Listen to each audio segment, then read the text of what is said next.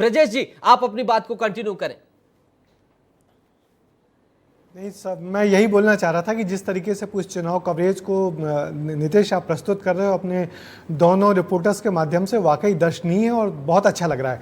मगर आपने जो मुझसे सवाल पूछा था कि जिस तरीके से ये जबलपुर की जो लड़ाई है और दिनेश यादव वर्सेस आशीष दुबे की बड़ी रोचक लड़ाई है, मगर फिर वही कहूँगा कि जबलपुर बीजेपी का ऐसा गढ़ है कि वहाँ पर पिछली बार जो विवेक तनखा को मैदान में उतारा था, विवेक तनखा जो कि बहुत चर्चित हस्ती हैं, बहुत कानूनी जानकार हैं, उनकी अपनी एक शख्सियत है, मगर वो भी जबलपुर में बुरी तरह हारे थे। उसकी वजह सिर्फ ये है कि जबलपुर बीजेपी का एक मजबूत किला बन गया है और जिसको ढहाना कांग्रेस के लिए बहुत मुश्किल काम है।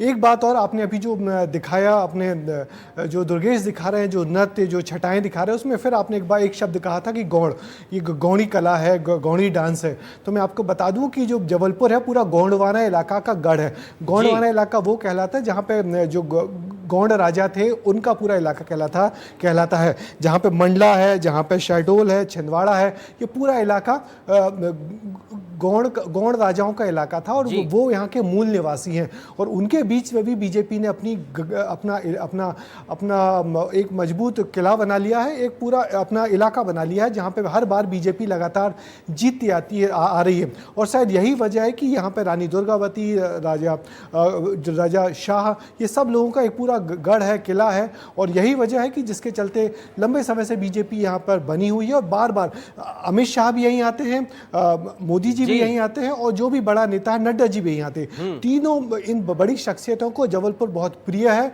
और हर बार अपने दौरों की शुरुआत यहीं से करते हैं। उसमें एक खास कारण ये भी कि पूरा इलाका एक बड़ा आदिवासी बहुल इलाका है। हम मध्य प्रदेश के बारे में जो जानते हैं वो जानते हैं कि मध्य प्रदेश के दोनों इलाके, पूर्वी और पश्चिमी इलाके, आदिवासी इलाके गढ़ है, मगर दोनों आदिवासी एक दूसरे से कल्चर में, एक दूसरे से रीति रिवाज में बिल्कुल अलग है। जबलपुर तरफ, मंडला, शहडोल तरफ हम देखेंगे तो यहाँ गौड़ इलाका है, डिंडोरी और इन तमाम जगहों पे। और उस तरफ हम देखते हैं जहाँ पे झाबुआ है, जहाँ पे अलीराजपुर है, जहाँ बड़वानी है, वो भील और भिलाला इलाका है। तो इन दोनों आदिवासी इलाकों में अलग अलग है, मगर मध्य प्रदेश में आदिवासी 26% आबादी आदिवासियों की है और उन आदिवासियों के बीच में बीजेपी ने अपनी जबरदस्त पैठ बनाई है और जिसका असर इन चुनाव में देखने को मिलता है। वही चीज हम भी दिखा रहे हैं लगातार।